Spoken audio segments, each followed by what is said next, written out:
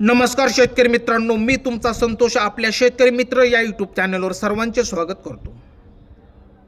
जर तुम्ही हरभरा उत्पादक शेतकरी असाल तर हा व्हिडिओ खास तुमच्यासाठीच आहे। तर आज आपण या व्हिडिओच्या माध्यमातून हरभरा घाटे अळी नियंत्रण कशा प्रकारे करता येईल हे बघणार आहोत। जर तुम्ही अजूनही आमच्या शेतकरी मित्र चॅनलला जर सबस्क्राइब केलेले नसेल तर सबस्क्राइब करून बेल आयकॉन दाबायला विसरू नका। व्हिडिओ खूप इंटरेस्टिंग होणार आहे, तेव्हा पूर्णपणे बघावं जेणेकरून आपल्याला माहिती पूर्णपणे समजेल। तर चला जाणून घेऊया। तुम्ही कोणतीही गोष्ट करा ती सुरुवातीपासून व्यवस्थित जर केली तर आपले ध्येय पूर्ण झाल्याशिवाय राहणार नाही। तसेच या ठिकाणी पण आहे, आपण जर हरभरा घाटे अळी नियंत्रणासाठी सुरुवातीपासून फवारणी नियोजन केले तर आपण अळीला नियंत्रणात आणून आपल्या पिकातून भरघोस उत्पादन घेऊ शकतो। पण एक लक्षात घ्या, तुम्ही जर अळीचा प्रादुर्भाव जास्त झाल्यावर फवारणीचे नियोजन करत असाल तर या ठिकाणी खूप मोठा लॉस आहे। त्यामध्ये तुमचा वेळ, पैसा, औषध फवारणी पूर्णपणे वाया जाणार आहे। त्याचबरोबर तुमचा उत्पादन खर्चही वाढणार आहे। त्यामुळे आपल्याला सुरुवातीपासून खूप सतर्क राहायला हवे। त्यानंतर तुम्हाला कसा फायदा होईल हे जाणून घेणार आहोत।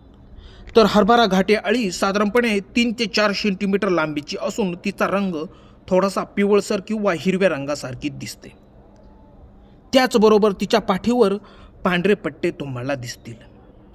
ही अळी साधारणपणे 30 ते 35 घाटे फोडते, म्हणजेच तुमचा या ठिकाणी खूप मोठ्या प्रमाणात लॉस म्हणता येईल।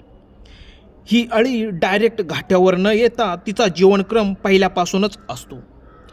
प्रथमतः ही अळी आपली हरभराची कोवळी पाने असतात त्यावर तुम्हाला दिसते। त्यानंतर कालांतराने ती हरभऱ्याला फुले आल्यावर ती त्या अवस्थेमध्ये पाने कुरतडताना किंवा शेंडे कुरतडताना तुम्हाला दिसेल।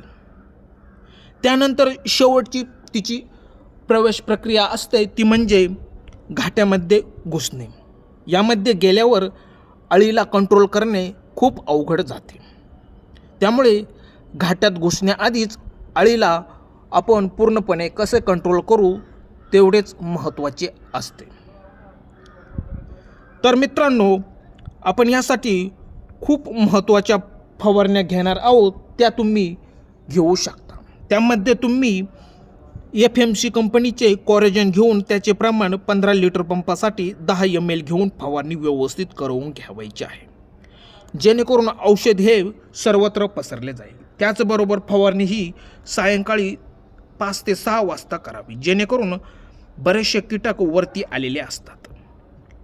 त्यानंतर तुम्ही सिंजेंटा कंपनीचे ॲम्लिगो वापरू शकता। याचे प्रमाण 15 लिटर पंपासाठी 10 ml घेऊन फवारणी व्यवस्थित करू शकता।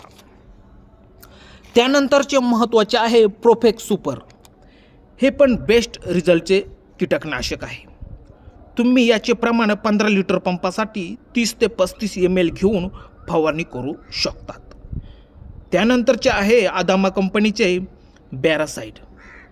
याचा वापर करत असताना 15 लिटरच्या पंपासाठी तुम्ही 30 ml घेऊन फवारणी नियोजन सहज करू शकतात। मित्रांनो, यापैकी तुम्ही परिस्थितीनुसार कोणत्याही एकाची निवड करून फवारणी सहज करू शकता। यामुळे आपल्या हरभरा पिकातील जी घाटी अळी असणार आहे तिचा पूर्णपणे नायनाट होणार आहे। त्याचबरोबर आपल्या हरभरा पिकातील उत्पादनातही वाढ होताना तुम्हाला दिसेल।